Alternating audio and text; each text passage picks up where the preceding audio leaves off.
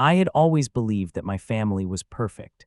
Every Thanksgiving, we gathered in my cozy kitchen, laughing over old stories, passing around plates stacked high with turkey and mashed potatoes. This year felt no different. The oven was warm, the air smelled of cinnamon and roast chicken, and my heart was full. As I reached into the kitchen drawer for the fancy serving spoons, my fingers brushed against a thick envelope tucked in the back. Curious, I pulled it out, expecting some forgotten recipe or old coupons. But as I opened it, my eyes caught words that didn't make sense. Adoption papers, my name, but the parents listed weren't who I had always known. I froze, the laughter from the living room blurring into a distant hum. I felt the ground slip under my feet. In that moment, standing there with gravy bubbling on the stove and pies cooling on the counter, I realized my life had been built on a lie. And tonight, everything I thought I knew about love, loyalty, and family would come crashing down. I clutched the envelope tightly, my palms starting to sweat. The sounds of my family laughing, arguing about football games and pumpkin pie recipes felt like echoes from another world. I backed away from the kitchen drawer slowly, trying not to draw attention. "Hey, where's the cranberry sauce?" my sister-in-law called out. "Coming," I lied, stuffing the envelope into the deep pocket of my apron. I moved like a ghost around the kitchen, setting plates and utensils, smiling at everyone while my mind spun in chaos. The adoption papers were real. I had seen my birth date, my full name, but next to the line that said mother was a name I had never heard before. After we all sat down around the long wooden table, I barely tasted a thing. I kept sneaking glances at my mother, or was she still my mother? Watching the way she laughed with my nephews, how she wiped a crumb from my dad's beard with a quick flick of her napkin. Everything looked normal, too normal. When dessert time came, I mumbled something about needing to check on the coffee and slipped back into the kitchen. I pulled the envelope out again, my hands trembling. There were hospital records, too, and a birth certificate, one with the woman's name listed clearly, and in the corner a note, private adoption. No contact, private adoption. No contact. Why had no one ever told me? Why had they lied all these years? I heard footsteps behind me. I shoved the papers back into my apron. It was my mother. She looked concerned. "You okay, honey?" she asked, voice gentle. I stared at her, my throat tightening. "Who am I?" I whispered, my voice cracking. Her face went pale, the serving tray in her hands tilted, and slices of pumpkin pie slid onto the floor with a wet splat. Everyone turned to look, dead silence. "I think you should sit down," she said, her voice shaking. But I didn't want to sit down. I wanted answers. Right there, in the middle of the happiest day of the year, surrounded by family, I realized they had been hiding this from me my entire life. And the worst part, as I looked around the table at the people I loved most in the world, I realized some of them already knew. I followed my mother into the small laundry room off the kitchen, my legs barely carrying me. She shut the door behind us, a soft but final click that seemed to seal us away from the world we both knew would never be the same again. For a moment, neither of us spoke. The hum of the dryer and the muffled sounds of laughter from the dining room filled the space between us. The air was thick, heavy, like trying to breathe underwater. "Please," I managed, my voice trembling, "tell me the truth." She pressed her back against the washer, clutching a kitchen towel in her hands like a lifeline. Her face, usually so composed, crumpled under the weight of years she had tried so hard to keep hidden. "You were never supposed to find out," she said quietly, her voice cracking at the edges. The words hit me like a slap. Never supposed to find out. Not now, not ever. I sucked in a shaky breath, the room tilting slightly as betrayal settled heavily in my chest. "How could you?" I whispered, then louder. "How could you lie to me? Every single day." Tears pooled in her eyes. "I wanted to tell you so many times, but..." Her voice broke and she turned away, staring blankly at the wall. I could feel the papers crinkling in my hand, a tangible reminder that everything, every bedtime story, every birthday party, every whispered "I love you" had been built on a lie. "You wanted to tell me," I laughed bitterly. "Then why didn't you? When I turned 18, when I left for college, when I got married." She wiped her eyes with the dish towel, shaking her head. "Her father, he thought it was better this way, safer. He didn't want you feeling unwanted." "Unwanted," I choked. "You think this?" I held up the adoption papers, shaking them. "Makes me feel loved." Footsteps thudded past the door and we both froze, holding our breath. After a moment, they faded away and the house returned to its festive noise. "You don't understand," she said urgently, stepping toward me. "We loved you the moment we saw you. You are our daughter." "No," I said sharply, stepping back. "I'm a secret you decided to keep." Her shoulders slumped. "I thought if we loved you hard enough, it would be enough. But it's not," I said, my voice trembling. "It's not enough when it's built on lies." Behind the door, I heard chairs scraping, silverware clattering. They would notice soon that we were missing. "Please," she whispered, reaching out to me. Let's just get through tonight. We'll talk afterward. I swear. I flinched away from her hand, feeling a burning fury rising up inside me. I thought about all the moments I had leaned on her for comfort, all the times I had looked at her and seen home, and now realized that home had been an illusion. The door creaked open slightly, and my older brother peeked in, his forehead creased with worry. "Hey, is everything all right?" he asked, eyes darting between us. I turned to him, searching his face for innocence, but found only guilt. He knew. "You knew," I said, voice low and deadly. "You've always known." He opened his mouth to respond, but closed it again, shame flooding his face. It felt like the walls were closing in. The room spun. I couldn't breathe. "I can't do this," I said hoarsely. I pushed past them both, back into the bright, noisy kitchen where the rest of my so-called family laughed and drank, oblivious to the bomb that had just detonated in my heart. But nothing looked the same anymore. The lights were too bright, the laughter too fake, the faces around me suddenly unfamiliar. As I stood there, fists clenched at my sides, I realized something chilling. This wasn't just one lie. It was a web, and every single person I loved had helped weave it. I wandered back into the living room, the sounds of clinking glasses and soft jizz scraping against my raw nerves. Everyone was carrying on as if nothing had happened, as if my entire world hadn't just collapsed behind a thin laundry room door. I stood by the doorway, feeling like an outsider at my own family gathering. My eyes scanned the room, faces I had known my entire life, faces I had trusted. But now I saw the small things I hadn't noticed before, the quick glances, the hushed tones when I walked by, the pity lingering in some of their eyes. They knew, they all knew. My brother caught my stare and immediately looked away, pretending to busy himself with pouring more wine. My aunt shifted uncomfortably on the couch, her smile a little too tight, her laughter a little too forced. Even my grandfather, half-deaf and always lost in his memories, seemed to avoid my gaze. A wave of nausea hit me. I stumbled back toward the kitchen, desperate for air. That's when I heard them. In the hallway, just beyond the dining room, two low voices, my father and my uncle. I pressed myself against the wall, heart hammering. "You said she wouldn't find out," my uncle hissed. "It was a mistake," my father snapped back. "Those papers were supposed to be destroyed years ago." I froze, bile rising in my throat. "You think you can still fix it?" my uncle asked, voice dripping with doubt. "She's not a kid anymore. She's going to dig. You know that, right?" There was a long pause. "Let her dig," my father said finally, voice cold. "It's too late now anyway." I backed away, my breath catching in my chest. They hadn't just hidden the truth, they had conspired to bury it. I turned and nearly collided with my cousin Ben, who was carrying a tray of empty glasses. He steadied me, his eyes wide with concern. "You okay?" he whispered. I opened my mouth to lie, to say I was fine, to pretend like I always did, but the words wouldn't come. Instead, I just shook my head and bolted out the back door into the cold night. The air hit me like a slap. I gasped, gripping the porch railing as if it could somehow hold me up. Inside, laughter and music continued, a grotesque soundtrack to the wreckage of my life. I thought about running. Just getting in my car and driving until the gas ran out, leaving behind the people who had loved me enough to lie to me every single day. But a small, burning voice inside me whispered no. They owed me answers. They owed me the truth, and I wasn't going to leave until I tore it out of them. I stood there for what felt like hours, the cold seeping through my thin sweater, grounding me in a reality I didn't want to face. When I finally pushed the door back open, the warmth of the house hit me like a wave, but it didn't comfort me anymore. It only suffocated. I walked into the dining room where plates were being cleared and coffee was being poured, and clinked my glass with a spoon. The sound rang out sharply, slicing through the hum of conversation. Everyone turned to look at me. Smiling faces froze. Laughter died in throats. "I have something to ask," I said, voice clear, strong, stronger than I felt.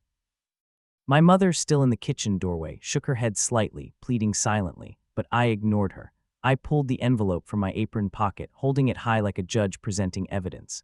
"How long?" I said slowly, scanning every face in the room. "Have you all been lying to me?" A heavy, suffocating silence fell. No one moved, no one breathed. Finally, my father stood up, his chair scraping harshly against the hardwood floor. "It wasn't supposed to be like this," he said stiffly.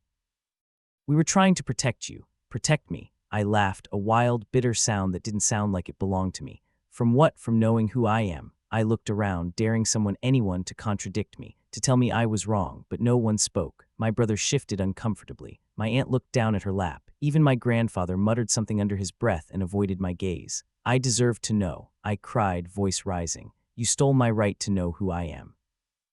Tears blurred my vision, but I refused to wipe them away. I wanted them to see the damage they had done. I wanted them to feel it. "You're our daughter," my mother said desperately, stepping forward. We loved you, we still do. But you didn't trust me, I shot back. You decided for me, you built my life on a lie. My cousin Ben set down a coffee cup with a sharp clatter. Maybe it's better you don't know everything, he muttered under his breath.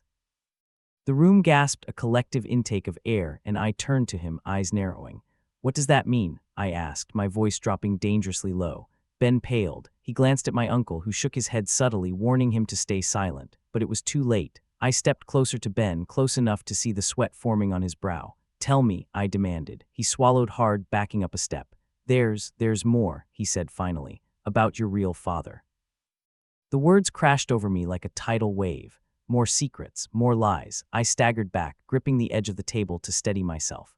What about him? I whispered. No one answered. No one even looked me in the eye. And in that moment I knew whatever they had been hiding from me was far worse than I could have ever imagined. I stood there, the taste of betrayal thick in my mouth, waiting for anyone to speak. But the room had frozen, every face turned into a mask of fear and shame. Finally, my mother broke the silence. She stepped forward, wringing her hands like she could somehow erase the years of deceit with one desperate gesture. Your real father, she began, her voice trembling. He tried to find you years ago. The room seemed to tilt. I gripped the back of a chair to stay upright. He what? I breathed. He wanted to be part of your life, she said, tears slipping down her cheeks. But we didn't let him. Why? I demanded, my voice sharper than I intended. Why would you keep him away from me? My father, the man I had called Dad my whole life, stepped in then, his face hard and set. Because he wasn't good for you, he said. He wasn't stable. He couldn't provide a real future. I stared at him, 1,000 memories flashing through my mind, birthdays, graduations, tiny moments where I had wished for more but accepted what I was given. You decided that for me, I said, barely able to get the words out. You didn't even give me a choice. He was trouble, my uncle said gruffly. He made mistakes. We were protecting you. Stop saying that, I snapped. Stop acting like this was love. It was control. My mother sobbed into her hands, and for the first time, I didn't move to comfort her. I needed answers more than I needed to be her daughter in that moment. Silently, she reached into the pocket of her cardigan and pulled out a photograph. The edges were worn, the colors faded, like it had been handled 1,000 times in secret. She held it out to me with shaking hands. I took it carefully, my heart hammering in my chest. A man stared back at me, a younger version of the man who haunted my features. Same dark eyes, same crooked smile. He lived just 2 towns over, my mother whispered. He used to come by sometimes, on your birthdays, sit in the parking lot of your school, just to watch you grow up from a distance. I clutched the photo to my chest, my throat burning with grief I couldn't even name. You let him watch from a distance, I said hoarsely. You let him suffer, you let me suffer. My father's face hardened even more. He wasn't good enough, he repeated. You were better off without him. Maybe I was, maybe I wasn't, but it should have been my decision. Tears blurred the photo in my hands. I knew deep in my gut that I had to find him. I had to look this man in the eye, the man who had been kept away from me, and decide for myself who he was. No more lies, no more secrets. It was time to uncover the truth, even if it shattered me all over again. The next morning, I packed a small bag, slipped the faded photograph into my jacket pocket, and drove. I didn't tell anyone where I was going. I didn't owe them that anymore. The drive was quiet, just the soft hum of tires against asphalt and the storm raging inside me. 2 towns over felt like a world away. Every mile closer made my heart pound harder. I pulled into a sleepy little town I had only ever passed through as a child. The streets were lined with bare trees and old brick buildings that had seen better days. There was a diner on the corner, a gas station, a tiny post office, and him. He was sitting on a bench outside the diner, nursing a coffee cup, staring off into the distance. Older now, weathered by time, but unmistakably the man from the photo. My hands trembled as I got out of the car. I stood there for a long moment, unsure if my legs would even move. What if he didn't want me? What if he hated me for showing up after all these years? But then he looked up, and for one heart-stopping second our eyes met. Recognition flickered in his expression, something raw and vulnerable and broken. I took a tentative step forward. Hi, I said, my voice barely a whisper. He set the coffee down with shaking hands, slowly rising to his feet, his eyes, my eyes, filled with tears. You're. He started, but his voice cracked. He tried again. You're her, you're my little girl. My chest tightened painfully.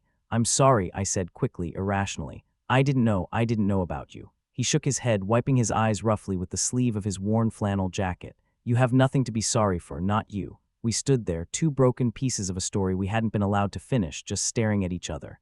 Can we sit? He asked finally, voice shaking. I nodded and we sank onto the bench together.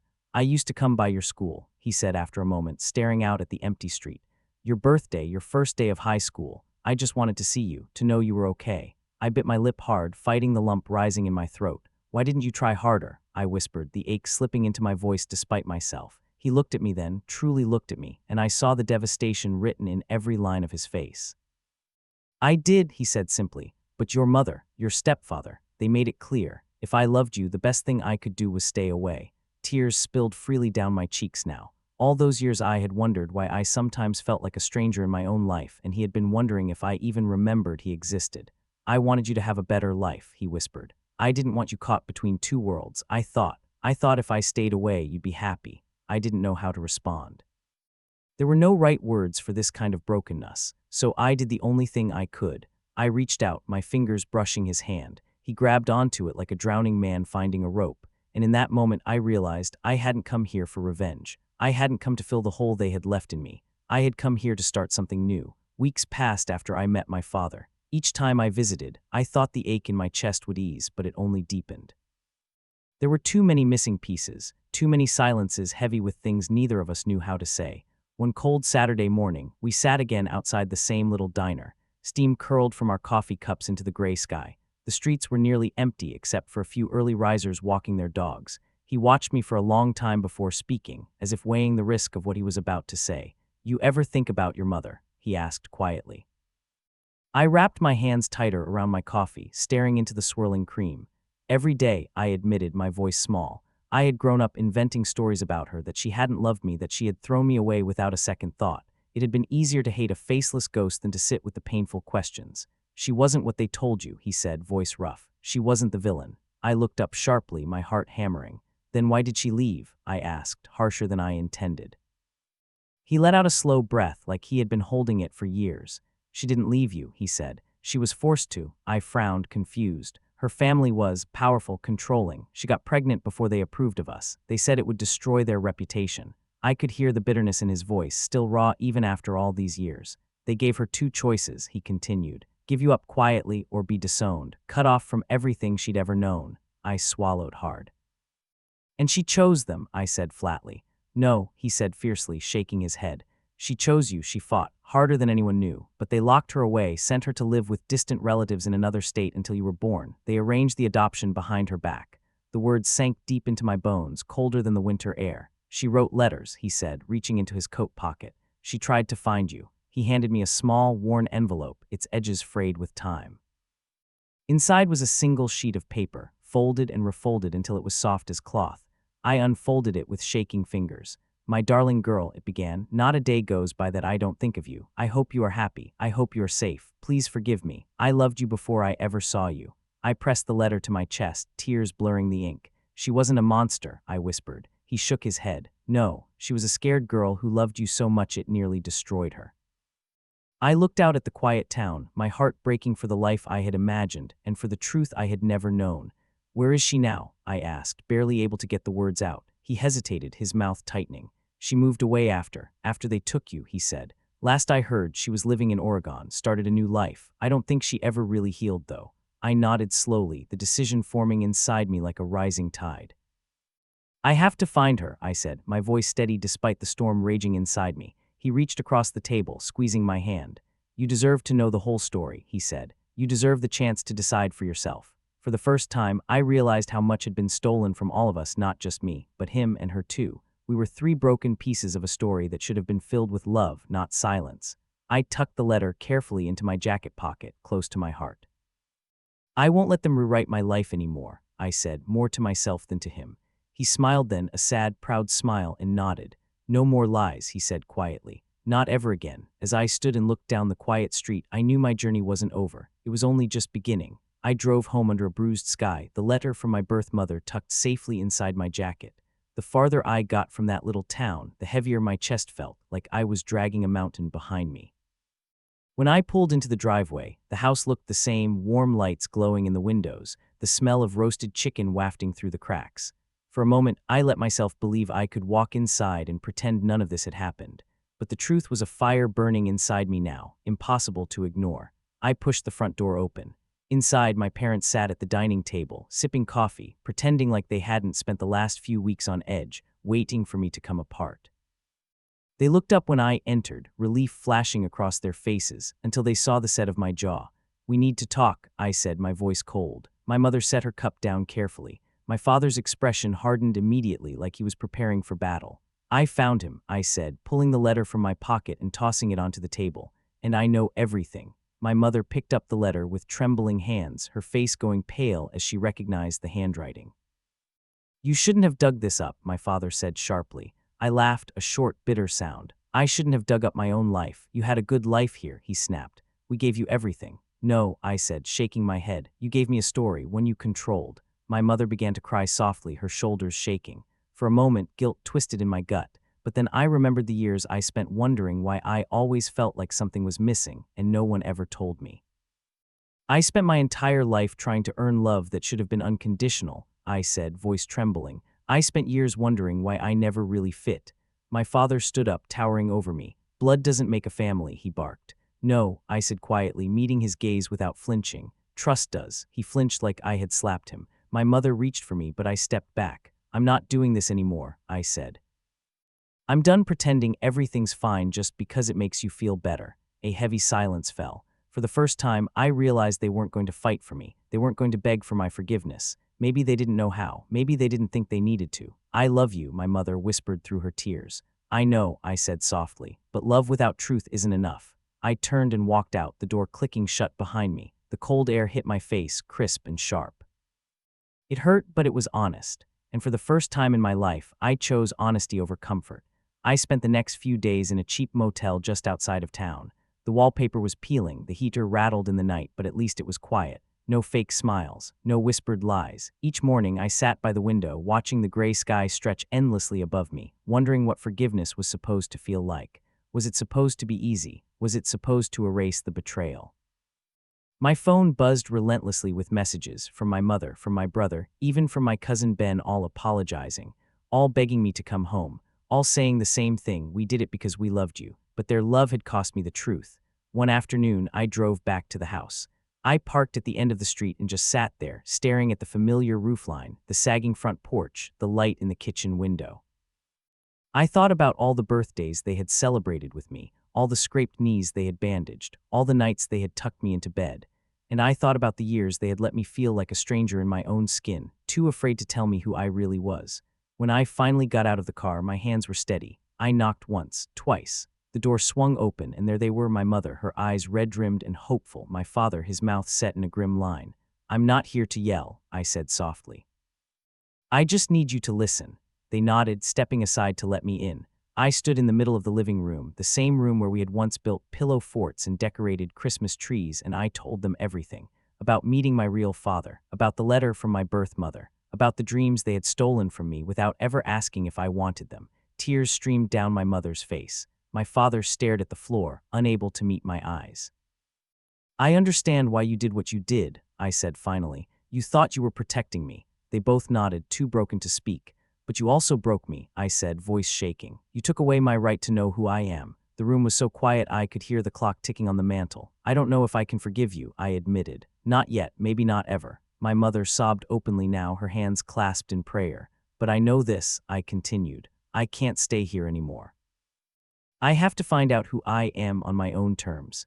I stepped back toward the door. "I love you," I said, tears blurring my vision. "I always will, but sometimes, love isn't enough." I walked away without looking back, and for the first time in my life, I wasn't running away from something. I was walking toward myself. It's been a year since that night, a year since I chose truth over comfort, pain over pretending. I moved to a new town.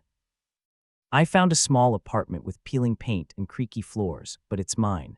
I write letters to my father, both of them, and sometimes, when I'm brave enough, I call my mother too. Healing is not a straight line. Some days I still ache for the family I thought I had. Other days I feel strong enough to build something new. I'm learning that forgiveness isn't about forgetting. It's about freeing yourself from the weight of anger. It's about saying, "You hurt me, but I will not let that hurt define me." My story didn't end the night I found those papers in the kitchen drawer. It began. Because family isn't just the people who raise you, it's the people who fight for your truth, even when it's messy, even when it's hard. And maybe, just maybe, it's also the family you choose for yourself.